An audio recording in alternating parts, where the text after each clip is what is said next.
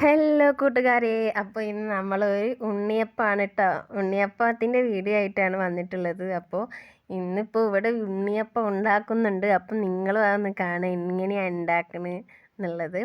അപ്പോൾ അതാ ഉണ്ണിയപ്പം നല്ല ചെറിയ ഉണ്ണിയപ്പമാണ് കേട്ടോ, നല്ല സോഫ്റ്റാണ്. അപ്പോൾ ഉണ്ണിയപ്പത്തിന് ഉണ്ടാക്കാൻ വേണ്ടിയിട്ട് നമ്മൾ പച്ചരി രാവിലെ തന്നെ കുതിർത്തി വെച്ചിട്ടുണ്ട് കേട്ടോ. അപ്പോൾ പച്ചരി നമുക്ക് വെള്ളം ഒഴിച്ചിട്ട് അടിച്ചെടുക്കാം.